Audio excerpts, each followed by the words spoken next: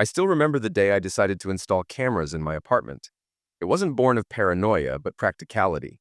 The previous owner, a meticulous businesswoman from Singapore, left the system in place, and I figured it might come in handy. I rarely checked the footage, relying on the idea of its presence to deter intruders more than anything. Over time, the habit of logging in faded, and the cameras became another unused feature of my sleek city penthouse. Fast forward to the evening when everything changed. My bachelor party was winding down, and I felt drained, both emotionally and physically. The weight of wedding plans, demanding work, and restless nights culminated in an unusual sense of unease.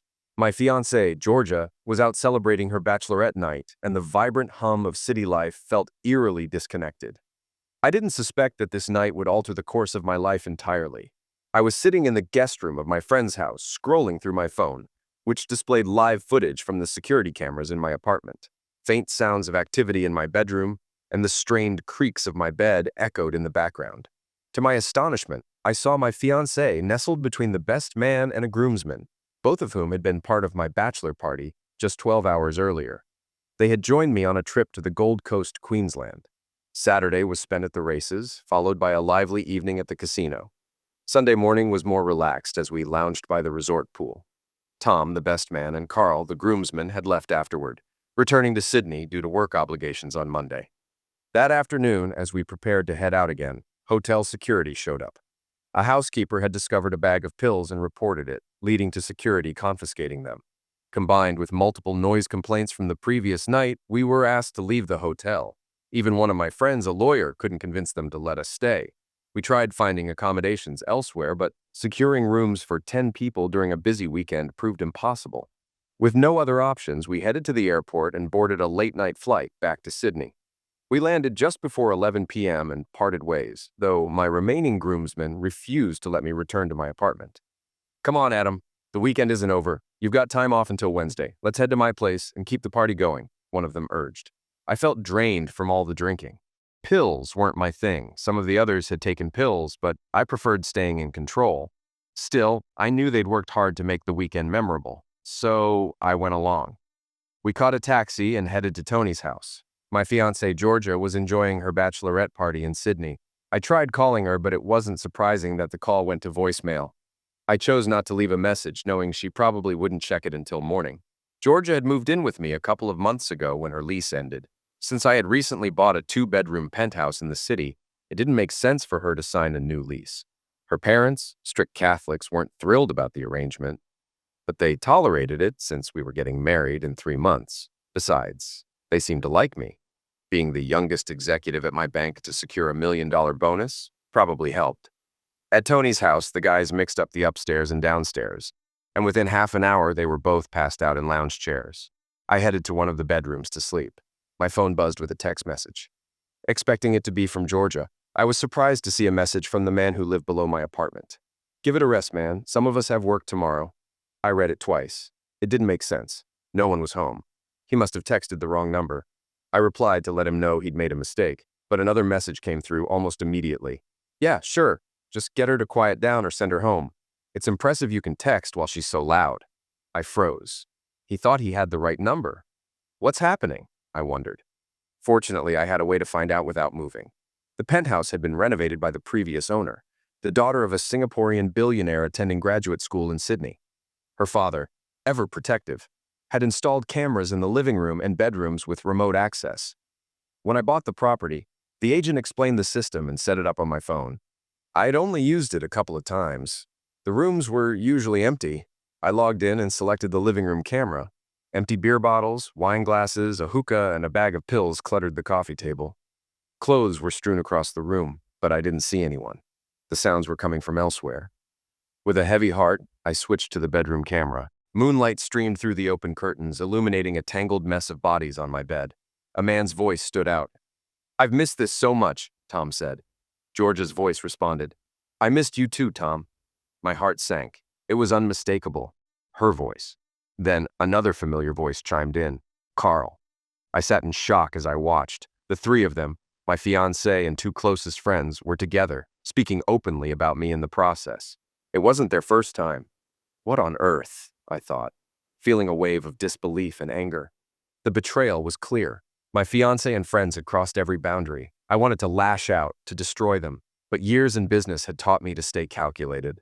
If I wanted revenge, I needed leverage and a plan. I went back to the security system menu and ensured it was recording. The system stored 24 hours of footage on the hard drive, which would be deleted unless downloaded.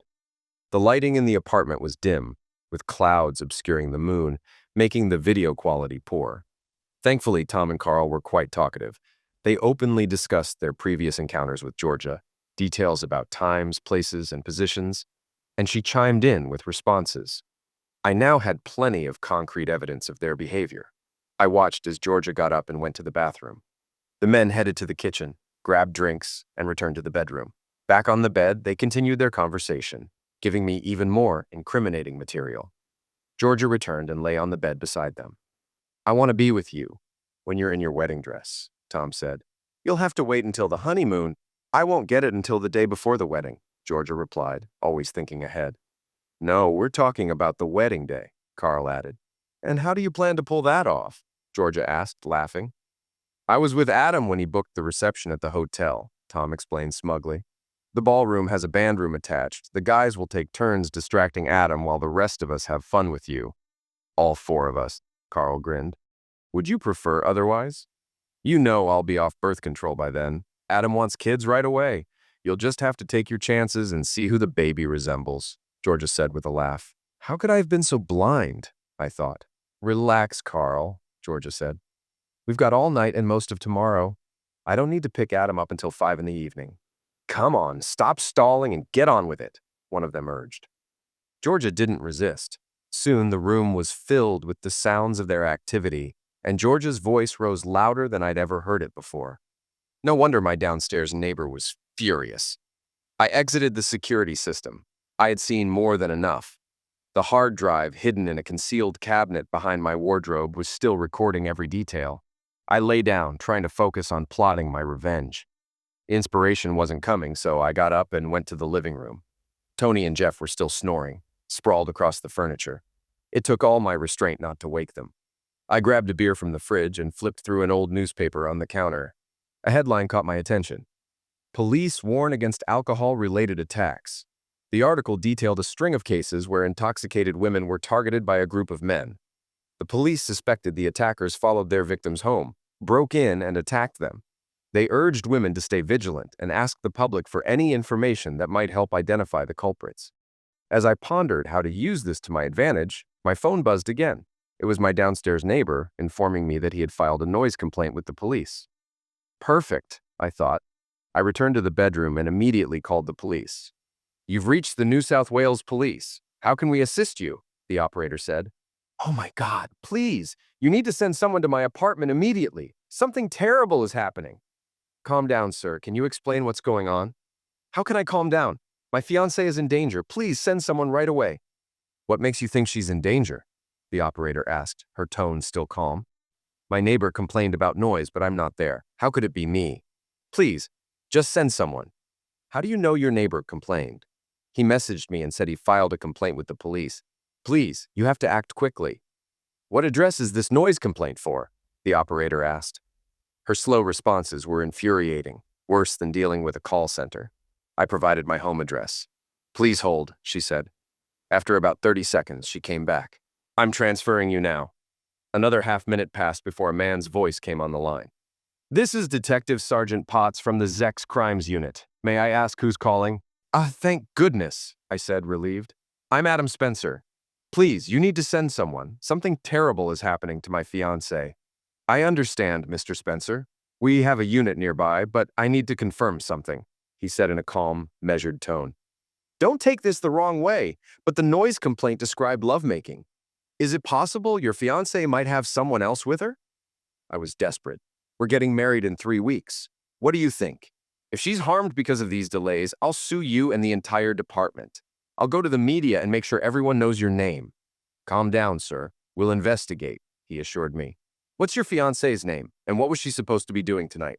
Her name is Georgia. She was out with friends for a bachelorette party in King's Cross. The newspaper said the attackers are targeting that area. Understood. Like I said, we have a unit in the area, and they'll look into it. Are you calling from your mobile? We'll need the number to keep you updated. Yes, I replied. Should I go to the apartment? No, stay where you are until we contact you, he said. With that, the call ended. It didn't go as planned. I wanted chaos to erupt, but I knew I'd have to explain. 20 minutes passed before my phone buzzed. A text from my downstairs neighbor. Sorry, man. Thought it was you. Cops are here with tools and helmets. Hope George is okay. Praying for you both.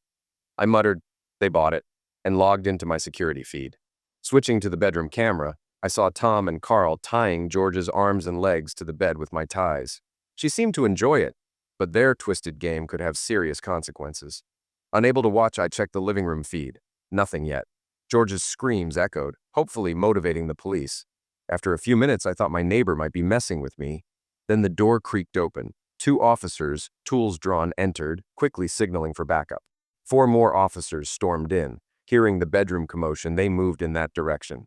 On the bedroom feed, Tom and Carl were oblivious, still with Georgia. Suddenly, chaos erupted. Officers burst in, flashlights blazing. Armed police, get down! Carl tried resisting and was kicked in the chest. Tom, too disoriented, didn't stop until an officer yanked him by the hair, forcing him down beside Carl. Without clothes, tied-up Georgia was covered with a blanket while officers cuffed the men and led them out. What's going on? Tom shouted. This is the last woman you'll see for a while, one officer snapped. It wasn't forced, Carl protested, only to get silenced with a blow to the stomach. The men were hauled away while a female officer comforted Georgia, who looked dazed. It's okay, Georgia, you're safe now, she reassured. The sergeant will call your fiancé and meet us at the hospital. A hospital? Yes, just to check on you. Would you like your mom there? The team specializes in helping victims. Forced act? Georgia stammered, like a deer in headlights. It's all right, take your time. Switching feeds, I saw Tom and Carl being questioned in their shorts. A plainclothes officer brought up a stash of pills they'd found. These could qualify as dealing, which means 3 years minimum. It wasn't forced act, Tom insisted. Help us and maybe we can make this easier, the officer urged. The men stayed silent, stone-faced. Fine. Take them to the station, the officer ordered, and the 2 were escorted out. Another officer called me moments later. Mr. Spencer, this is Sergeant Potts. We found your fiancée and are taking her to St. Vincent's for an exam. Meet us there in 10 minutes. Before I could reply, he hung up. I left Tony's house after calling a taxi. Things had gone better than expected, but I wasn't sure how the police would handle it. Would they believe Georgia or Tom and Carl? I needed to stay cautious to keep control. At the hospital, a constable met me and guided me to a side room in the emergency area. Inside, a tall, thin man with a hooked nose was on the phone. The constable announced my arrival, and the man ended his call, stepping forward with an outstretched hand. First Sergeant Potts, he introduced himself. Adam Spencer, I replied. Where's my fiancée? She's with the doctor. You'll see her soon, Potts said, motioning for me to sit. He pulled out a chair and continued. Before that, I have a few questions for you. Is that really necessary? I asked impatiently. It is. Georgia's well-being is our priority. I want to see her, I muttered. You will. First, where were you tonight? Why does that matter? I said defensively. If you'd been home, Georgia might not be here now. I explained I had been at a friend's house after a bachelor party in Brisbane. We stayed late, so I crashed at my friend's place. Somewhere near Renwick, I think. And when did your neighbor contact you? I checked my phone. 11:45 p.m. Potts pulled out his phone. I want to show you photos of the men we detained. Tell me if you recognize them. I feigned shock and anger when I saw the images. Is this a joke? Why do you have pictures of Tom and Carl? Who are they? Tom is my best man. Carl is a friend. What does this have to do with them? They were the men we found at your apartment. They said they left Brisbane early to work tomorrow, I replied, slumping into a chair looking distraught. At that moment, a policewoman from my apartment appeared. Sergeant, can I have a word? She said. Potts asked me to step outside. I left my phone on the chair, recording their conversation. Through my earphones later, I heard the policewoman explain. I took her statement, but she hasn't signed it yet. What's your take? Potts asked. She had intimacy, but I doubt consent was an issue. Her story feels scripted. Maybe she just wanted one last fling before the wedding. I agree. The guys don't fit the profile, but we'll hold them overnight for the pills, Potts replied. What about the boyfriend? He seems overly shocked. Let's read her statement. Before she signs, we should warn her about the penalties for perjury, the policewoman suggested. Potts agreed. We'll be firm. She needs to know we're serious. The recording ended, leaving me with questions about what Georgia would do next. I glanced at my watch. It was time to act. Scrolling through my contacts, I found Eric Town's number. Eric, a gossip columnist at the Herald, thrived on scandal. Perfect for what I had in mind. Eric, it's Adam. How are you? Up working this late? Long night. What's up? He replied. I just wanted to know if tomorrow's column is done yet. Almost. The start of the financial year is always slow for gossip. Got something for me? His tone sharpened. Depends. Would you care if two young execs aspiring to join the board were detained on pill and sexual attack charges? Care. That's gold. Can I name names? Not unless you want a lawsuit. Keep it under guess who, don't sue. Fair enough. Give me details to build the clues. Tom and Carl, I said evenly. Your best man and groomsmen? Eric sounded surprised. Yeah, and George is involved, I added bitterly. Eric hesitated. I didn't know this, but I'm not entirely shocked. What's that supposed to mean? There have been rumors about Georgia and her boss. Supposedly, she's offered incentives to clients. I clenched my fists. How could I miss this? It's called love, Adam, so should I run with this? Absolutely. Time for payback. Done, Eric said before hanging up. As I sat in the hospital corridor, a policewoman approached. She introduced herself as Constable Haven, a specialist in sexual attack cases. I'd like to help you and Georgia through this, she said gently. I nodded politely but tuned her out, my focus elsewhere. Soon, Georgia arrived with Sergeant Potts. I put on my concerned fiancé act, holding her hands as she sobbed. It'll be okay, I murmured, stroking her back. Once home, Georgia showered me with gratitude and tried to pull me into bed. But there was no way I'd touch her after tonight. I just need to clean up, I told her. Exhausted, she gave up and went to bed. I had work to do. Downloading the footage from my security cameras, I reviewed it. It was clear. Georgia was fully willing and no attack had taken place. She eagerly participated in everything with Tom and Carl. Filing a false report would cost her. The guys, meanwhile, couldn't stop talking about the pills they'd gotten from Tony. Turns out he was dealing, and they had lent him money to help with his stash. That's 3 possession charges right there, plus intent to distribute. Their careers were doomed. Now, I just needed something on Jeff. Originally, I planned to send the footage to the police around noon, but after how Potts treated me, I decided to call now. Letting them know at 3 a.m. would show I had nothing to hide. I called Sergeant Potts, surprised when he answered. Staff Sergeant Potts, he said, sounding irritated. I hope I didn't wake you. This is Adam Spencer. We met at the hospital, I began, pausing for effect. No, I'm on the night shift. I don't sleep until 8 a.m., he replied tersely. I don't want to take up your time, but I hesitated as though struggling to speak. I have 3 CCTV cameras in my apartment connected to a hard drive. Potts's tone sharpened. Why didn't you mention this earlier? Have you seen the footage? I didn't think of it until now, I said, feigning distress. I looked at some of it, and I broke off with a stifled sob. What did you see? Potts pressed, clearly hooked. I don't think it was molestation. They were laughing and kissing, I said, voice shaking. Does this involve pills? Potts demanded, eager to build a case.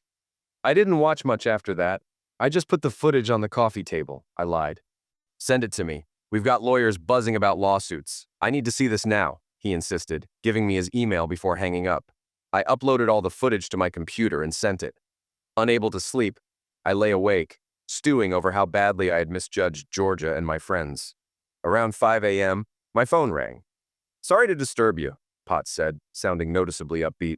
I wasn't sleeping anyway, I replied curtly. Let's meet at 8 for coffee. I want to go over a few things. Fine, I said, my tone edged with bitterness. He suggested a spot near the Oxford Tavern, but I told him it was too popular with cops. We settled on a different location, and I got up to prepare. At 7 a.m., I showered and noticed Georgia still asleep, or pretending to be. She was likely stalling to concoct a story. I turned on the TV to distract myself, but the 7:30 news grabbed my attention. A pre-dawn pill raid in Bronte had led to the arrest of 2 men connected to a citywide pills trafficking organization. Police had seized a large quantity of pills. The tenants were described as respectable, with one working at a city bank. Serves you right, I muttered. Potts would undoubtedly be pleased. Before heading out, I checked the gossip column Eric had promised to write. The Guess Who Didn't Sue section teased that a prominent PR figure postponed her wedding after being caught in a scandal with her fiancé's groomsmen. The ex-fiancé, a rising star in private banking, wasn't involved. Perfect. Then I thought of George's parents. They didn't deserve to hear about this secondhand. I called her father, Jack. Adam, how's the bachelor party? He asked cheerfully. It ended early after some trouble in Brisbane. Can we meet this morning? Jack's tone changed. What happened, Adam? I'd rather not explain over the phone, I said quietly. Is this connected to the morning news? Jack, a retired businessman, always read the papers early. I'll tell you everything in person. You and Janice deserve to hear it directly. Okay, we'll meet at the bakery near my old office at 11, Jack said, resigned. Thanks, Jack. I'm sorry. This time, my emotions got the better of me, and tears welled up. After hanging up, I headed out the door. It was a beautiful autumn day in Sydney, sunny with low humidity. I decided to walk to my meeting with Sergeant Potts, even if it made me late. When I arrived at the cafe, he was about to leave. I thought bankers were always on time, he muttered. I'm still on vacation, I replied, sitting across from him. His scowl softened into a grin. You're lucky. The CCTV footage was a goldmine. It wasn't admissible as evidence, but it gave us enough leverage to work the suspects. We split them up and asked about pill deals. Each thought the other was the dealer and cracked. I ordered orange juice while he sipped warm milk. We got Tony's name from them. The raid on his house turned up even more pills. The narcotics department is thrilled. Tony tried staying silent but broke when we shared what we learned from the other two. He's offering his supplier's name to cut a deal. What happens now? I asked. Tom and Carl have bail hearings tomorrow. Tony might as well, depending on what he works out with the prosecutor. Public hearing? I asked, feigning casual interest. Oh yes, Potts said with a chuckle.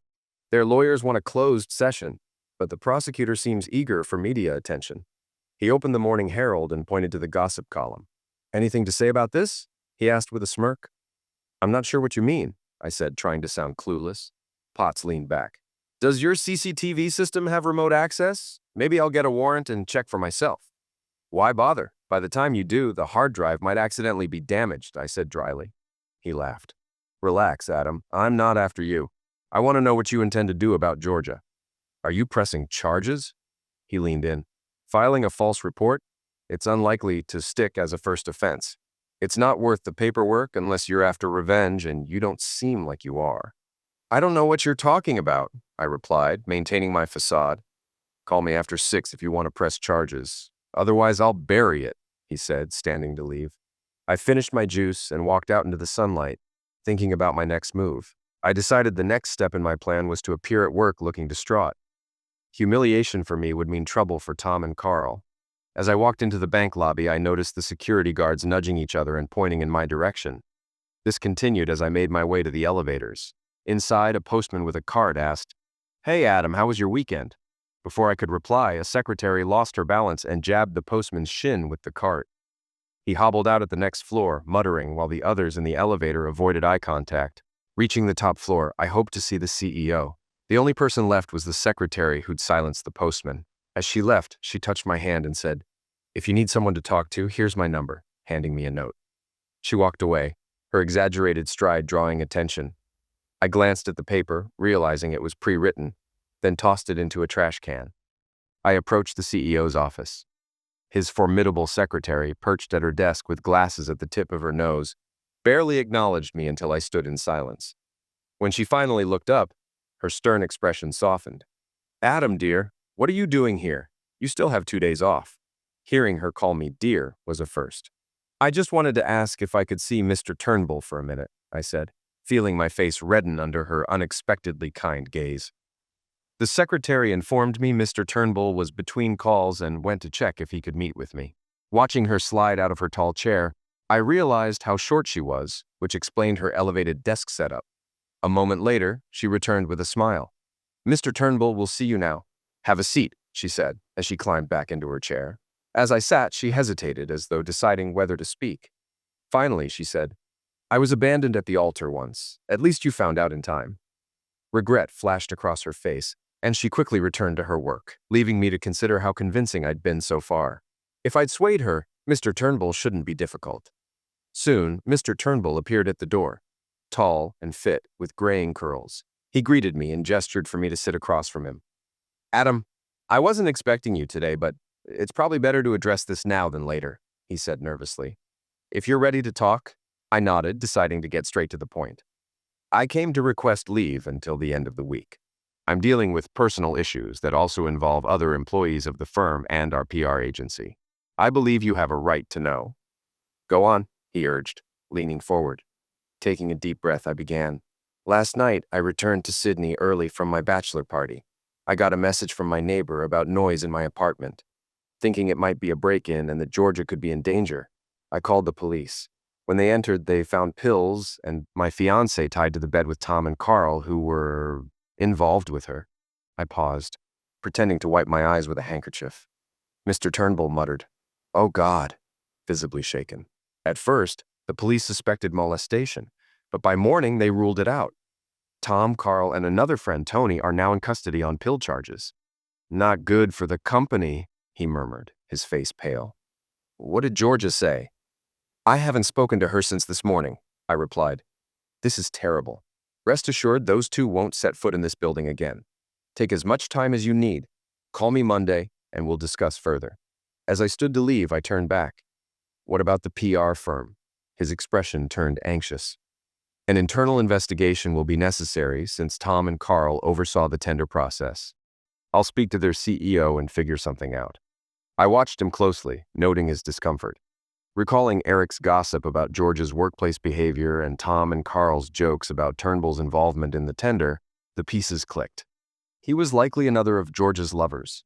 I left without saying more. He could wait. Stepping outside, I realized that revenge on everyone involved would require a more thorough plan. I took a taxi to the bakery where I was meeting George's parents, arriving early enough to order coffee. While waiting, I checked my security feed to see what Georgia was up to. She was in the kitchen, texting furiously. Moments later, she got up, dressed in just underwear and a robe, and buzzed someone into the building. Expecting her parents, I was stunned when Jeff, my other friend, appeared at the door. Georgia tried to kiss him, but he dodged and walked inside. Switching to the living room camera, I watched their interaction. Jeff kept his distance, moving defensively while Georgia pursued him aggressively. It was like a chess match, with Jeff using the furniture as a shield. Finally, Georgia sat on the couch, and Jeff took a chair across from her, still guarded. The scene left me seething. I couldn't hear their conversation as I was in a public place. Georgia seemed distraught, her head in her hands, shoulders shaking. Jeff hesitated, then moved closer and hugged her. She wrapped her arms around his neck and buried her face in his shoulder. When I looked again, her position had subtly changed. One arm was no longer around his neck but rested on his lap. Watching this, I felt a twinge of pity for Georgia. Something was clearly not right with her. A knock on the window broke my thoughts.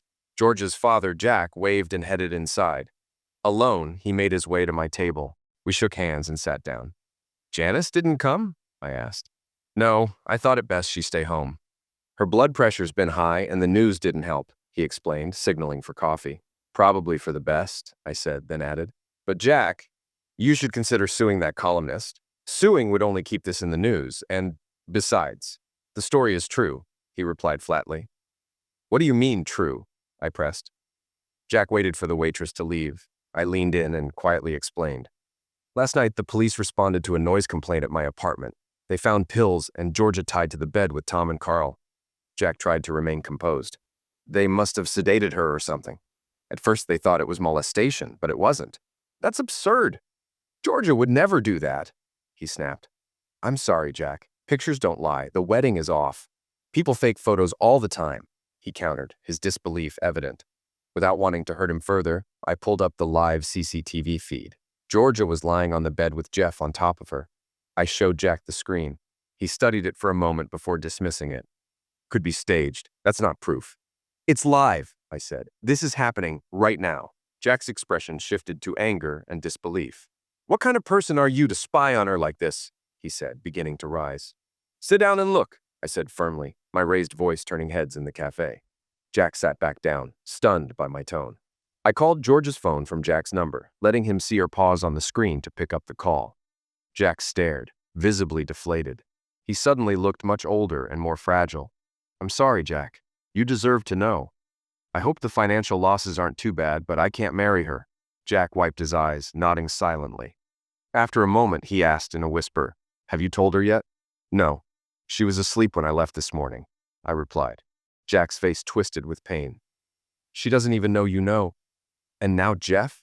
It's not just Jeff. Tom and Carl are in custody on pill charges. Jack buried his face in his hands, overcome with emotion. Let's get out of here, Jack. We need some fresh air, I said. Leaving money for the coffee, I led him to the park. We walked for half an hour, avoiding the topic of Georgia until Jack felt ready to go home. "When will you tell her?" he asked. "When she has time," I replied bitterly. Jack paused. "Part of me will always love her, Adam, but the rest of me just wants to take her home and shield her from all of this."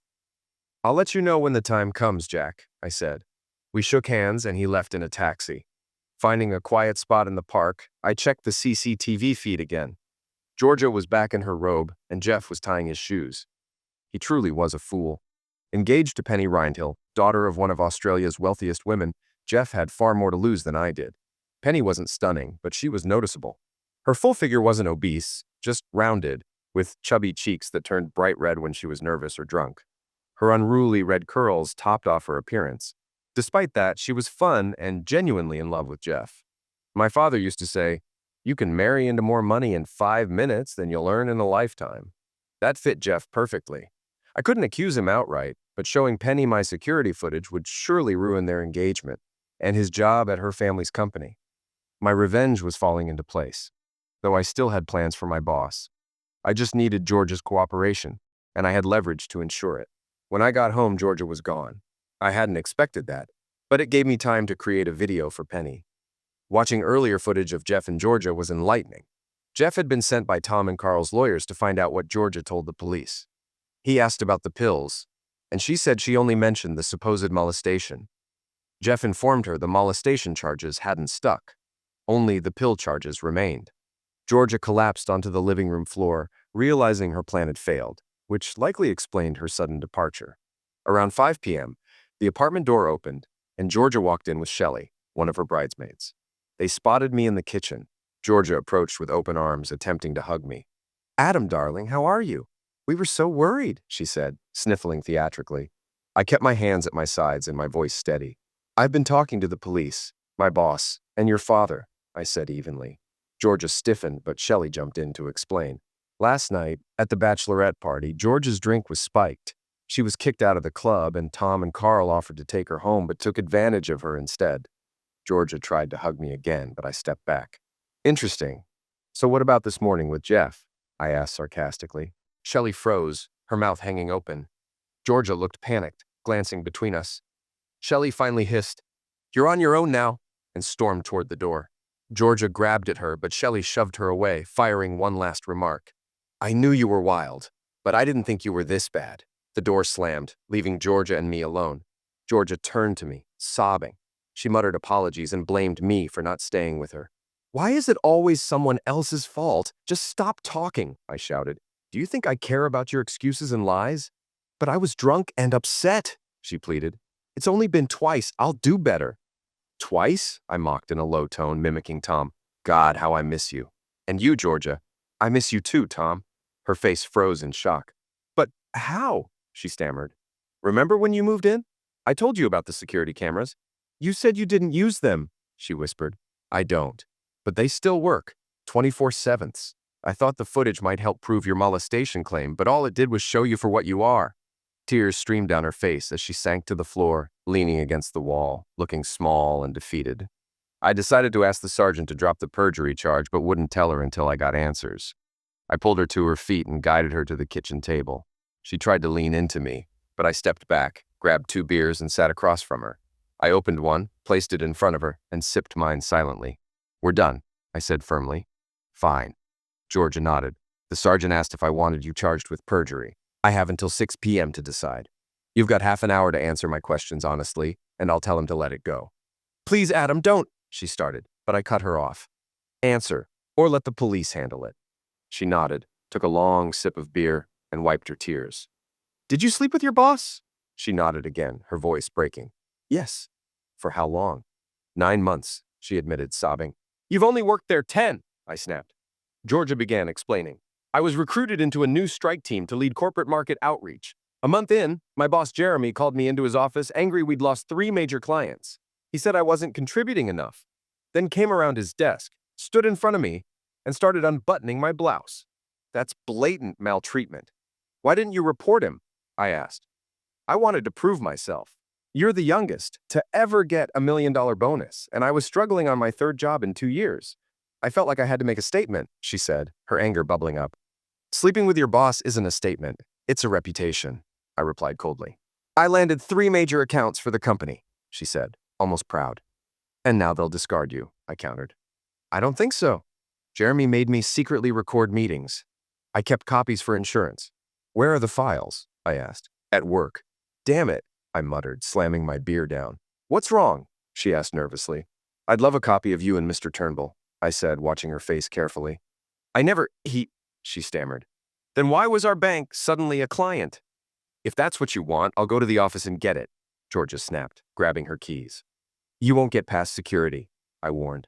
They'll hand you a box of your things and block your access. She hesitated, biting her lip, then threw the keys down and disappeared into the office. I followed and found her at the computer. I can access my work remotely, she said confidently, typing in the codes. Her shoulders sagged as the system denied her. They blocked me, she muttered, then suddenly perked up. Wait, I used a back door into Jeremy's computer to upload files. I'm in. Copy everything, I said. You'll need leverage for severance, and I need a way to ruin your boss's life. I left her to work. 20 minutes later, Georgia emerged, waving a hard drive and grinning. Everything's here. Emails too, she added. I don't care about the videos. I need protection if the bank targets me, I said. But Adam… Georgia, I cut her off. There's nothing left between us. When I saw you with Tom and Carl, I thought maybe it was the alcohol. But seeing you with Jeff today, you need help, but I'm not staying to watch. Tears streamed down her face as I took the hard drive and walked into the office. Moments later, I heard the bedroom door slam behind her. The hard drive turned out better than I expected. It revealed that Jeremy and Mr. Turnbull were old schoolmates. They exchanged numerous emails about Georgia and her abilities, even featuring her in a private file as part of a threesome. But that wasn't the most surprising discovery. They had also colluded to defraud the bank. Mr. Turnbull, looking to boost his pension fund, coerced Jeremy into inflating the tender price for a PR contract. After approving it, Jeremy only recorded the necessary amount in the company's ledger. The difference? They split it evenly. I called Sergeant Potts, who picked up on the second ring. Thought you'd forgotten, he said. I glanced at my watch. 6:05 p.m. Nope. Just wanted to make sure I made the right call. So what's up? He asked, stifling a yawn. Don't press charges against her. I think this ordeal is punishment enough. Do you know anyone in the anti-fraud department? Maybe, he replied cautiously. Why do you ask? I'll explain later, I dodged. I wasn't ready to share everything. Oh boy, he chuckled. Who's on the chopping block this time? Let's wait and see. After hanging up, I called Georgia's father to come pick her up. I wanted to sleep in my own bed tonight. Then I downloaded the morning intimacy video of Jeff and Georgia and sent it to his fiancée, Penny. It wasn't easy. I hovered over the submit button before finally clicking. It was meant to sting, but also to stop Penny from further action. Jack arrived 40 minutes later. It took some coaxing to get Georgia out of the bedroom, but eventually she emerged. I handed her clothes over and they left. My phone rang. It was Eric from the newspaper. He eagerly asked if I had liked his column that day. I replied flatly that I had. He then pressed on, asking if we hadn't wimped out. I admitted that I had wanted revenge, but noted that others had been hurt in the process, thinking of Jack and Janice as collateral damage in this messy conflict. Eric shifted focus, asking who I wanted him to target next. When I hesitated, he prompted me to confirm if I was still there. I explained that I was just thinking, noting how eager he seemed, like a scavenger circling for scraps. I then informed him that the 2 men caught with Georgia, along with another, would face pill charges the following day. Eric expressed skepticism, remarking that 3 bankers caught with a joint wouldn't make headlines. I clarified that the charges weren't for possession, but for importation and distribution. At this, Eric grew excited, exclaiming that high-profile bankers would be a much bigger story. He asked if there was anything else, or if this lead was exhausted. Wanting to end the conversation, I told him I would call if I had more, then turned off my phone, unplugged the landline, drew the blinds, and tried to sleep. At 9:30 the next morning, a knock woke me. It was Greg, the building's caretaker. Adam, dude, what's wrong with your phone? I've been trying to reach you. I turned it off for some uninterrupted sleep. What's up? I said, irritated. Some guys have been waiting downstairs for an hour to see you. He stepped aside, revealing 2 men, one in a security uniform holding a box, the other in a suit with a paper in hand. Mr. Adam Spencer? Yes, I'm with the bank's legal department. I'm here to inform you that your contract has been terminated under Section 112 for embarrassing the bank. You're officially resigning. Here's a severance check for 2 weeks' salary. And James here has packed up your personal belongings." He handed me the check, and the guard placed the box on the floor. I stood stunned as they headed to the elevator. "Wait, I signed a new contract 3 weeks ago guaranteeing 9 months' salary and 50% of my last bonus," I shouted after them. "I wouldn't know. Contact a lawyer if you want to contest it," the suited man replied, stepping into the elevator. Greg shrugged apologetically and followed them. "Sorry, man." He then asked if anything had been missed when my belongings were packed. I recalled my golf clubs stored in the executive dining room closet. The lawyer deemed this perfect and asked about their value. I estimated them to be worth around $20,000. Surprised, he jokingly asked if they were gold-plated. I clarified that they were platinum Honda clubs with gold accents, explaining that a full set would cost about $50,000. The lawyer whistled in astonishment and said he would draft an order to retrieve them. I asked if he could complete it by 1 o'clock that day, eager to act quickly. Though pressed for time, he agreed on the condition that he could keep the clubs for himself. I accepted the deal, and we planned to meet at the entrance later. I had breakfast and headed to the office to prepare for the afternoon confrontation. Knowing Mr. Turnbull would be in the executive dining room from 12:30 to 1:30 p.m., I planned to create a distraction. Before leaving, I checked the Herald's website and found Eric's piece, complete with his witty remarks about high-flying bankers. Another article mentioned the cancellation of an heiress's engagement, though Penny and Jeff weren't named. I wondered where Eric got his information. By 1 p.m., I stood outside the bank building, waiting. The lawyer arrived 5 minutes late, proudly waving a document. He explained it allowed me limited access to retrieve my golf clubs directly and exit immediately. As we entered, a security guard stopped me, citing orders not to let me inside. I presented the court order, which he examined before calling for confirmation. Moments later, the bank's legal representative arrived, reviewed the document, and sarcastically noted my busy morning. He instructed the guards to escort me to retrieve my clubs and then remove me from the premises. Following the guard, I collected the clubs from the storage room. As I returned, I caused a scene, loudly declaring my hockey stick was missing, then rushed toward the executive dining room. The guard tried to stop me but failed. Mr. Turnbull appeared at the dining room door, shouting at the commotion. Recognizing me, he demanded to know why I was there. I sarcastically mentioned reconsidering my severance package, which he immediately rejected. Before being dragged out, I tossed him a flash drive, advising him to review its contents when his wife wasn't nearby. Though skeptical, he pocketed the drive and left. As I was escorted out, I shouted that he had 24 hours and knew how to reach me. The guard released me outside, where my lawyer waited, delighted to take the golf clubs. I felt confident. If the deal I signed went through, I could replace the clubs easily. Later that night, just before bed, I received a message. Meet at Centennial Park Coffee Shop at 6:45 a.m. Got him. The next morning, I arrived at the park early, only to find Mr. Turnbull already there. Keeping a few meters between us, he angrily asked which file I wanted. I clarified that I only wanted what was due under my new contract. He argued the contract wasn't valid until Thursday, but I dismissed the delay, unwilling to let it go to court. Calling me a blackmailer, he growled with frustration. I countered, accusing him of improper behavior with employees. After a tense standoff, he relented, agreeing to meet my terms. He demanded all notes and copies I had, and I promised to deliver them once I received a signed document confirming my rights. As he walked away, I added a final demand. The lawyer from the previous day had to deliver the paperwork. Turnbull sarcastically asked if I wanted anything else. Smiling, I replied that was all. Before leaving, he leaned closer, warning me I'd never work again in the city, or the country. I laughed and bid him farewell, pleased with the outcome. I still had the emails between Turnbull and Jeremy, and planned to forward them to the fraud department as soon as the money landed in my bank account. The next couple of days passed relatively quietly. The following morning, the uptight lawyer from the bank showed up at my doorstep with some forms for me to sign. He left me a copy and said the money would be transferred by Thursday. I handed him an envelope containing a flash drive and a portable hard drive, and he left, looking defeated. Jack and Doris arrived Thursday morning to collect the rest of George's belongings. They had their hands full with her. Apparently, she had gotten drunk and confronted her boss at his house in front of his wife.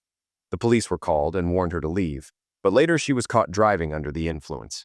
She sped off and lost her license on the spot. Tom, Carl, and Tony were out on bail, but the prosecutor was playing tough. He even appeared on morning TV discussing an article about pill use in the corporate world. Though he avoided specifics to protect the case, the implications were clear, especially when news showed footage of 3 men leaving court, trying to hide their faces. Jeff had seemingly vanished. When I spoke to Eric, he mentioned rumors that Penny's mother had sent him to some remote South American outpost. The company was doing mineral exploration there, but the locals were reportedly hostile.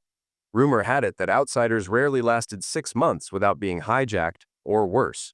By Thursday afternoon at 4:55 p.m., my bank account was $720,000 richer. By 4:59 p.m., I was on the phone with Sergeant Potts. The next morning, 2 detectives from the fraud department and an agent from the investment and securities division came to see me. I showed them the emails, which they said suggested a conspiracy to commit fraud. Then came the critical question. How did you get these emails? I admitted they weren't obtained legally. The detectives were frustrated, feeling their time had been wasted. We know these big players are running scams, but they're protected by ironclad legal defenses. We can't just haul them in and force them to talk.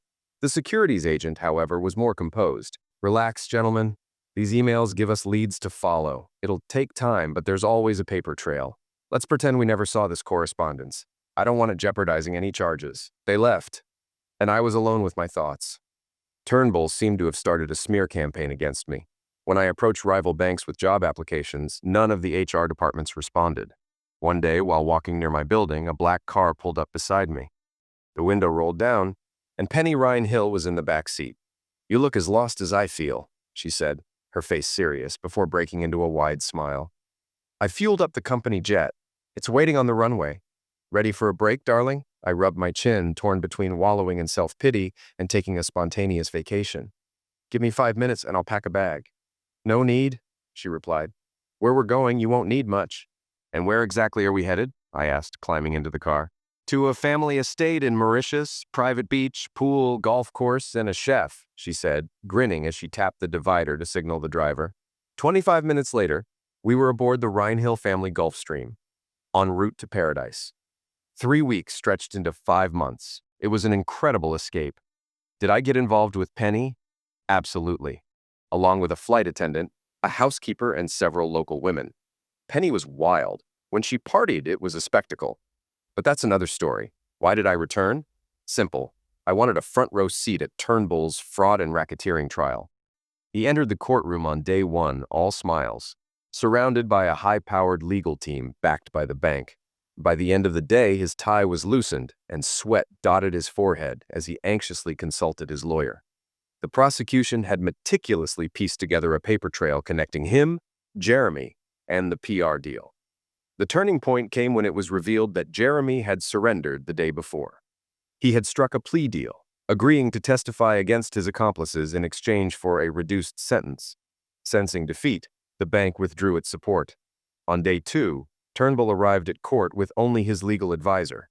A representative from the bank's legal department announced they were no longer supporting him and intended to pursue civil litigation to recover funds. After the tense events in the courtroom concluded, the prosecution quickly wrapped up its case. When it was the defense's turn, their desperation showed as they produced a hard drive containing photos of Mr. Turnbull, Jeremy, and Georgia. They argued that Jeremy had blackmailed Turnbull into the scheme after Georgia secretly recorded him. The press swarmed the courtroom doors, phones in hand, eager to report the salacious details to their editors. This development drew Georgia into the fray, and she was summoned to testify. Jeremy was also called back to the stand. The scandal played out in full view of the media, dominating headlines and TV coverage for a week. Mr. Turnbull's defense pushed forward until the prosecution brought Tom and Carl to testify. They revealed that Turnbull's willingness to involve his old school friends predated the alleged blackmail involving the tape. Although the defense attempted to discredit them, given their 4-year sentences for pill dealing, their testimony seemed to carry weight with the judge. He ruled that there was enough evidence for a trial. After the spectacle of the courtroom drama, Mr. Turnbull seemed to lose his resolve. He changed his plea to guilty and was sentenced to 2.5 years in prison. "I'd like to say he ended up broke and forgotten," someone remarked, "but we all know these white-collar criminals are too clever for that." Before his indictment, Turnbull must have caught wind of the securities investigation. He transferred most of his assets into his wife's name, after which she filed for divorce. By the time the trial began, he was living in his son's garage and had been declared bankrupt. Of course, many believed that once he was released, there would be a reconciliation, and he'd regain access to his wealth. The head of the Department of Public Prosecution seemed to relish the spotlight. After Turnbull's guilty plea, the prosecutor turned his attention to Jeremy and Georgia. Jeremy's plea deal covered conspiracy to defraud, but additional charges were brought against him, using a surveillance device without consent, recording indecent acts, and using telecommunications to commit a crime. Extortion, threats, and workplace maltreatment were also included. While some charges were minor, they added up, leading to a 3-year prison sentence. Georgia received a suspended sentence for recording without consent and filming indecent acts. However, the trials left her reputation in shambles as her name and face became fixtures in the news. Some of the backlash even stuck to me, though I had only been a peripheral player in the whole saga. Rumors swirled about my involvement, and I was labeled an unstable figure in the financial world. My career prospects never recovered. With no one willing to hire me, I decided to start my own venture.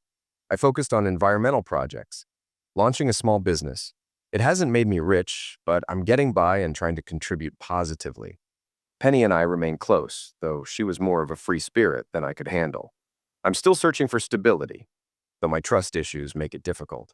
Now, I've embarked on a project to restore wetlands 700 kilometers west of Sydney in the heart of the outback. 2 mining companies and a bank have invested in it as part of their corporate responsibility initiatives. I'll be living in an old homestead that used to be the main house on a 100,000-acre sheep station along the Darling River. I'm hoping the fresh air and open skies bring a change in fortune.